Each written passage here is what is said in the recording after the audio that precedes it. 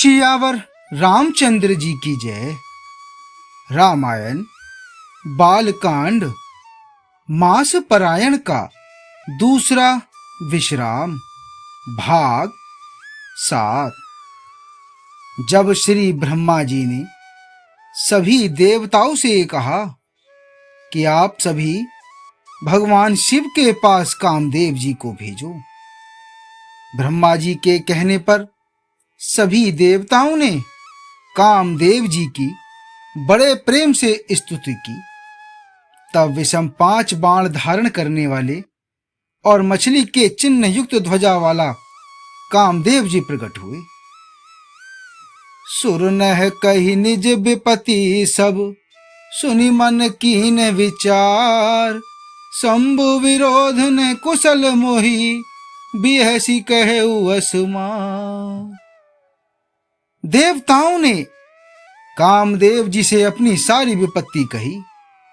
सुनकर कामदेव ने मन में विचार किया और हंसकर देवताओं से ये कहा कि भगवान शिव के साथ विरोध करने में मेरी कुशल नहीं है, तथापि मैं तुम्हारा काम तो करूंगा, क्योंकि वेद दूसरे के उपकार को परम धर्म कहते हैं। जो दूसरे के हित के लिए अपना शरीर त्याग देता है, संत सदा उसकी बड़ाई करते हैं। यो कह और सबको सिर झुकाकर कामदेव अपने पुष्प के धनुष को हाथ में लेकर वसंत आदि सहायकों के साथ चला। चलते समय कामदेव ने हृदय में ऐसा विचार किया कि भगवान शिव जी के साथ विरोध करने से मेरा मरण निश्चित है। तब आपन प्रभाव विस्तारा, निज बस कीन सकल संसारा। कोपेउ जब ही वारिचर केतु, छन महु मिटे सकल श्रुति सेतु। तब कामदेव जी ने अपना प्रभाव फैलाया और समस्त संसार को अपने वश में कर लिया। जिस समय उस मछली के चिन्ह की ध्वजा वाले कामदेव ने कोप किया, उस समय क्षण भर में ही वेदों की सारी मर्यादा मिट गई। ब्रह्मचर्य, नियम, नाना प्रकार के संयम, धीरज, धर्म, ज्ञान, विज्ञान, सदाचार, जप, योग, वैराग्य आदि विवेक की सारी सेना डरकर भाग गई। भाग्यो विवेक सहाय सहित, सो सुभट संयुग महिमुरे। सदग्रंथ पर्वत कंदर नहीं, महु जाई ते ही अवसर दुरे। हो निहार का करतार को, रखवार जग खर भरू परा। दुई मात के ही रति नाथ जेहि, कहु को पी कर धनु सरु धरा। अर्थात विवेक अपने सहायकों सहित भाग गया। उसके योद्धा रणभूमि से पीठ दिखा गए। उस समय वे सब सदग्रंथ रूपी पर्वत की कंदराओं में जा छिपे, अर्थात ज्ञान, वैराग्य, संयम, नियम, सदाचार आदि ग्रंथों में ही लिखे रह गए। उनका आचरण छूट गया। सारे जगत में खलबली मच गई और सब कहने लगे, हे विधाता, अब क्या होने वाला है? हमारी रक्षा कौन करेगा? ऐसा 2 सिर वाला कौन है जिसके लिए रति के पति कामदेव ने कोप करके हाथ में धनुष बाण उठाया है? जे सजीव जग अचर चर, नारी पुरुष असनाम। ते निज निज मर जात तजी, भय सकल बस काम। जगत में स्त्री पुरुष संज्ञा वाले जितने चर अचर प्राणी थे, वे सब अपनी अपनी मर्यादा छोड़कर काम के वश हो गए। सबके हृदय में काम की इच्छा हो गई। लताओं बेलों को देखकर वृक्षों की डालियां झुकने लगीं। नदियां उमड़ उमड़ कर समुद्र की ओर दौड़ी और ताल तलैया भी आपस में संगम करने मिलने जुलने लगी। जब जड़ वृक्ष नदी आदि की यह दशा कही गई, तब चेतन जीवों की रकरनी कौन कह सकता है। आकाश, जल और पृथ्वी पर विचरने वाले सारे पशु पक्षी अपने संयोग का समय भुलाकर काम के वश हो गए हैं। सब लोग कामांध होकर व्याकुल हो गए। चकवा चकवी रात दिन नहीं देखते। देव, दैत्य, मनुष्य, किन्नर, सर्प, प्रेत, पिशाच, भूत, बेताल, ये तो सदा ही काम के गुलाम हैं। यह समझकर मैंने इनकी दशा का वर्णन नहीं किया। सिद्ध, विरक्त महामुनि और महान योगी भी काम के वश होकर योग रहित या स्त्री के विरही हो गए हैं। जब योगीश्वर और तपस्वी भी काम के वश हो गए, तब पामर मनुष्यों की कौन कहे। जो समस्त चराचर जगत को ब्रह्म में देखते थे, वे अब उसे स्त्री में देखने लगे। स्त्रियां सारे संसार को पुरुष में देखने लगीं और पुरुष उन्हें स्त्री में देखने लगे। 2 घड़ी तक सारे ब्रह्मांड के अंदर कामदेव का रचा हुआ यह कौतुक तमाशा रहा। धरी ने काहू धीर सब के मन मन सिज हरे, जे राखे रघुवीर ते उबरे ते ही काल मोहे। किसी ने भी हृदय में धैर्य नहीं धारण किया। कामदेव ने सबके मन हर लिए। श्री रघुनाथ जी ने जिनकी रक्षा की, केवल वे ही उस समय बचे रहे। 2 घड़ी तक ऐसा तमाशा हुआ, जब तक कामदेव भगवान शिव के पास पहुंच गए। भगवान शिव को देखकर कामदेव डर गए। तब सारा संसार फिर जैसा का तैसा स्थिर हो गया। तुरंत ही सब जीव वैसे ही सुखी हो गए जैसे मतवाले नशा पिए हुए लोग मद नशा उतर जाने पर सुखी होते हैं। दुराधर्ष, जिनको पराजित करना अत्यंत ही कठिन है, और दुर्गम, जिनका पार पाना कठिन है, भगवान संपूर्ण ऐश्वर्य, धर्म, यश, श्री, ज्ञान और वैराग्य रूप 6 ईश्वरीय गुणों से युक्त रुद्र महाभयंकर भगवान शिव को देखकर कामदेव भयभीत हो गए। लौट जाने में लज्जा मालूम होती है और करते कुछ बनता नहीं। आखिर मन में मरने का निश्चय करके उन्होंने एक उपाय रचा। तुरंत ही सुंदर ऋतुराज बसंत को प्रकट किया। फूले हुए नए नए वृक्षों की कतारें सुशोभित हो गईं। वन उपवन, बावली, तालाब और सब दिशाओं के विभाग परम सुंदर हो गए।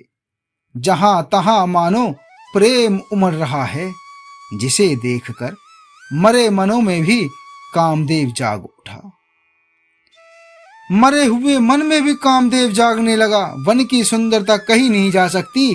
काम रूपी अग्नि का सच्चा मित्र शीतल मंद सुगंधित पवन चलने लगी। सरोवरों में अनेकों कमल खिल गए, जिन पर सुंदर भौरों के समूह गुंजार करने लगे। राजहंस, कोयल और तोते रसीली बोली बोलने लगे और अप्सराएं गा गा कर नृत्य करने लगी। सकल कला कर कोटि विधि हारऊ सेन समेत, चलिने अचल समाधि शिव को पऊ हृदय निकेत। कामदेव अपनी सेना समेत करोड़ों प्रकार की सब कलाएं करके हार गए, पर भगवान शिव की अचल समाधि न लगी। तब कामदेव क्रोधित हो उठे। आम के वृक्ष की एक सुंदर डाली देखकर मन में क्रोध से भरे हुए कामदेव उस पर चढ़ गए।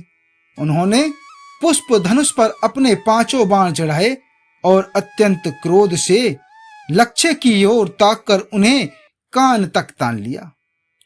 कामदेव ने तीक्ष्ण 5 बाण छोड़े जो भगवान शिव के हृदय में लगे। तब उनकी समाधि टूट गई और वे जाग गए। ईश्वर भगवान शिव के मन में बहुत क्षोभ हुआ। उन्होंने आंखें खोलकर सब ओर देखा। जब आम के पत्तों में छिपे हुए कामदेव को देखा तो उन्हें बड़ा क्रोध हुआ, जिससे तीनों लोग कांप उठे। तब भगवान शिव ने अपना तीसरा नेत्र खोला। उनके देखते ही कामदेव जलकर भस्म हो गए। हाहाकार भयो जग भारी, डर पे सुर भय असुर सुखारी। समुझे काम सुख सोचहि भोगी, भय अकंटक साधक जोगी। जगत में बड़ा हाहाकार मच गया, देवता डर गए, दैत्य सुखी हुए। भोगी लोग काम सुख को याद करके चिंता करने लगे और साधक योगी निष्कंटक हो गए। योगी निष्कंटक हो गए। कामदेव की स्त्री रति अपने पति की यह दशा सुनते ही मूर्छित हो गईं। रोती चिल्लाती और भांति भांति से करुणा करती हुई वह भगवान शिव के पास पहुंची। अत्यंत प्रेम के साथ अनेकों प्रकार से विनती करके हाथ जोड़कर सामने खड़ी हो गईं।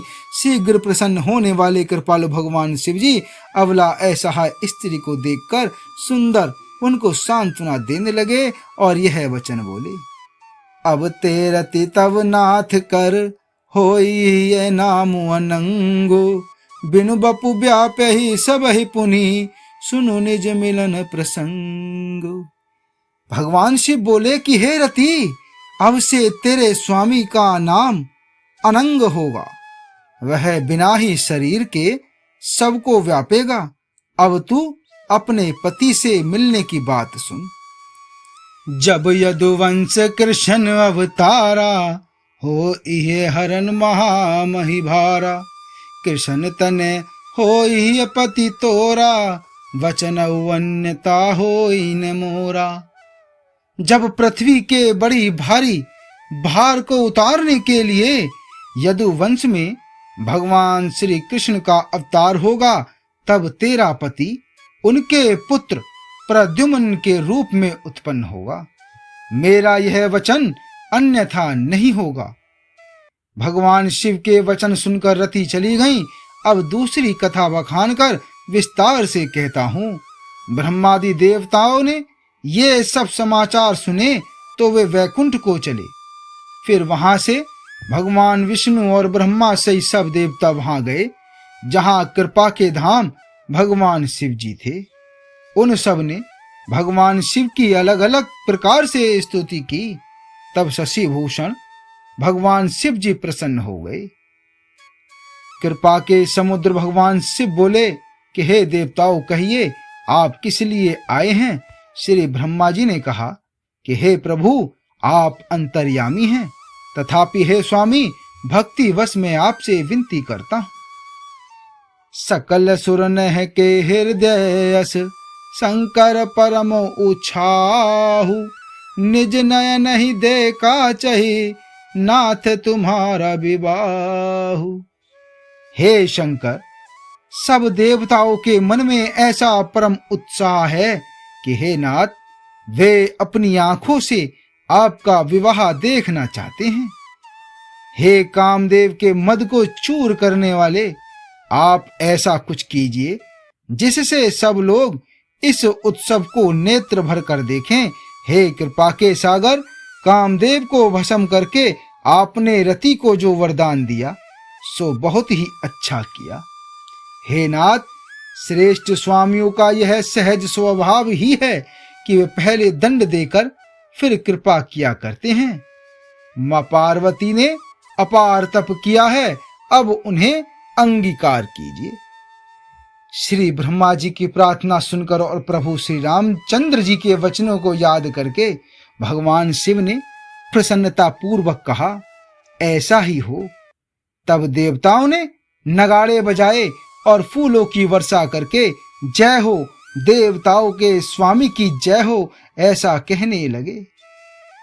उचित अवसर जानकर सप्तऋषि आए और श्री ब्रह्मा जी ने तुरंत ही उन्हें हिमाचल के घर भेज दिया। वे पहले वहां गए जहां माता पार्वती जी थीं और उनसे छल से भरे मीठे विनोद युक्त आनंद पहुंचाने वाले वचन बोले। कहा हमार न सुने हु तब नारद के उपदेश, अब बहा झूठ तुम्हारापन जारऊ कामु महेश। नारद जी के उपदेश से तुमने उस समय हमारी बात नहीं सुनी, अब तो तुम्हारा प्रण झूठा हो गया, क्योंकि महादेव जी ने काम को ही भस्म कर डाला। आगे का मास परायण का तीसरा विश्राम। सियावर रामचंद्र की जय।